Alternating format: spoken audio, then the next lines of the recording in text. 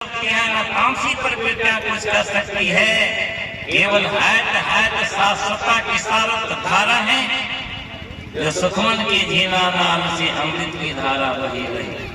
तो अमृत की धारा को चखने वाला, परखने वाला, स्वाद लेने वाले उनकी सूरत हो जाती है और वह गमन करते हैं कहाँ? नवोद्वार से ऊपर 10वें द्वार में प्रतिष्ठित सूरत होती है।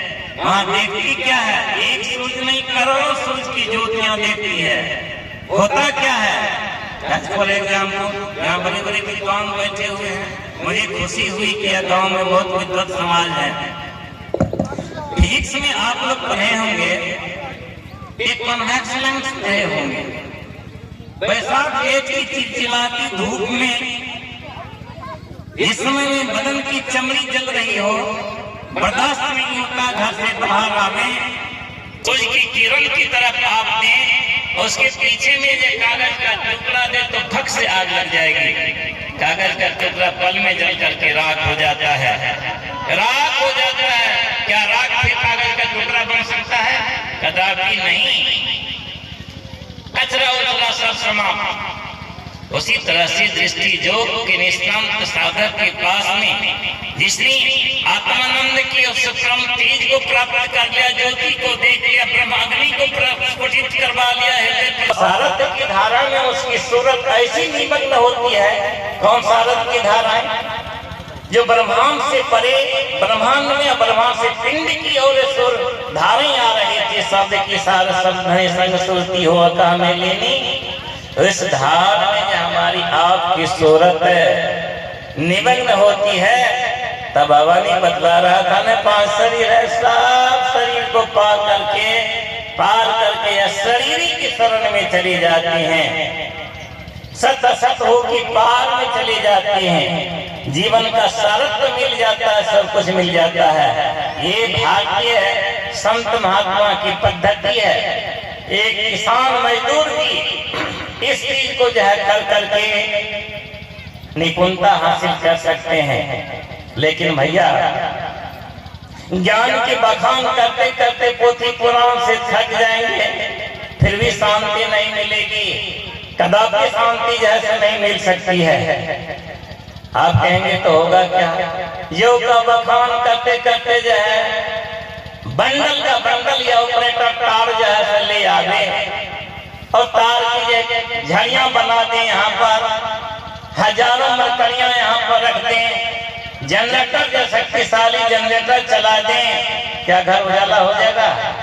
नहीं होगा, जब तक कि उसको जो है जोड़ने की कला वो नहीं जानेगा। नेगेटिव पॉजिटिव जो जोड़ता है तो आपसे आप रोशनी निकलती है। तो हम और आप भी जो है सूरज की धार को जोड़ने के लिए प्रयास करेंगे ना, तो योग तो यूं ही हो जाता है। ये चिल्लाने की चीज नहीं है, ये करने की चीज है। लेकिन ज्ञान और योग का बखान करते करते करते जीवन का अंत हो जाता है, ना ज्ञान की समुज्जलता को पाता। तो चलिए द्वापर बाबा लोग कथा में बतलाते हैं। एक बार भगवान श्री कृष्ण ने उद्धव जी से कहा कि उद्धव जी तुम्हारे मन में कुछ होता है। भैया कहा ना छिपाते होता है, कहाँ होता है? कहा क्या होता है? मन में सोचता हूँ कि तुम मथुरा चला आया है, हजारों हजार गोपियां तो हमारे विरह की आग में दिन रात तड़पा करती है, तो कभी जाते नहीं हो वहाँ। अरे समझाओ जरा सा, पढ़े लिखे नहीं है, सीधी सादी मूर्ति है, उसका उद्धार जैसे कैसे होगा? भगवान ने मुस्कुराते हुए कहा कि दाऊ बड़ी मुश्किल बात है। कहा क्या मुश्किल बात है? बहाना करता है। कहा नहीं, हमारे बस की बात नहीं है गोपियों को समझा देना। का किसके बस की बात है? आपके जैसे विश्व प्रसिद्ध ज्ञानियों का काम है, जो वेद वेदांत की बात यहाँ से क्या करते हैं। जब हो जाएंगे तो वो हमसे छल करता है, तो साक्षात नारायण वासुदेव हो। तुम हमसे मत छिपाओ। कहना भैया मैं सच कह रहा हूँ, मैं उनके यहाँ पास जाते जाते, गोपियों के पास जाते जाते हम ही रोने लगते हैं, हमारी आवाज बंद हो जाती है, हम कुछ कर नहीं पाते। कहा क्यों? कहा उसकी विरह की आग ऐसी है कि हमको भी जो चुप कर देती है। कहा तो क्या करूं? कहा आप ही दाऊ किसी ढंग से कृपा करके वहां पर जाइए और उस गृहिणी को जो है ज्ञान योग के विषय में जो है सब बतला दीजिएगा। कहा ठीक है चलता हूँ। तो कहा सुन लीजिए। कहा क्या? कहा एगो पत्र लिख करके दे देता है, दे दीजिएगा। अब कृष्ण नहीं आएंगे, फिर राधा से भी मिल लीजिएगा। ठीक है सबको ज्ञान बतलाऊंगा जो बतलाऊंगा। बहुत प्रसिद्ध विद्वान थे। चल दिया वही रथ पर सजे हुए, गोपियां सब वृंदावन के कान कुंजन में हा कृष्ण के रट लगा रहे थे। तिरछी निगाह से जब दूर देखी तो कहा कि धूल कम उड़ रही है, वही तो मुकुट धारण किए हुए तो नहीं आ रहे श्याम सुंदर। सबों ने कहा कि लगता है वही आ रहे हैं। दशरथी कहा श्याम सुंदर कहाँ है? तो उद्धव बाबा है। कहा उद्धव बाबा कहाँ से आए? कहा मथुरा से। कहा जाके तो हमारे भगवान कैसे हैं? कहा बहुत स्वस्थ। कहा स्वस्थ है ना? हाँ। कहा तो आएंगे कब? कहा नहीं आएंगे। कहा क्या वो नहीं आएंगे? कहा बोल दिए कि नहीं आएंगे। चिट्ठी लो। चिट्ठी पढ़ करके क्या सुनाएंगे? सारी गोपियां उनके हाथ से लेकर के चिथरी करके प्राण में समा दिए। उद्धव जी ने कहा कि कैसन है तुम लोग जी? अरे उसको फाड़ क्यों दी? कहा मेरी प्रभु की लिखी हुई चिट्ठी है ना, मैं आपके पास कह रहने के लिए तो कैसे कहे करती हो? क्या करूं बताइए तो? कहा बैठो ज्ञान योग की शिक्षा देता हूँ, इसे कुछ भी नहीं होगा रोने धोने से चिल्लाने से। कहा किसको आप सूचना शिक्षा देंगे? नारद बाबा, उद्धव बाबा। कहा तुम सबको, तुम विरहिणी को। सबके सब गोपियां हंसने लगी। कहा क्यों हंसती है? तुमको पता है कि मैं विद्वान हूँ, विश्व का प्रसिद्ध विद्वान हूँ। फिर हंसने लगी गोपियां। कहा भगवान कृष्ण के भक्ति के नाते तुम हंसती क्यों हो? क्यों हंस रही हो? फिर छटा के हंसती। कहा क्या बात है? कहा उद्धव बाबा जिनको आप ज्ञान और योग की शिक्षा देने के लिए आए हैं ना, तो एक हो तो सो गया श्याम संग दूजो कौन आराधे।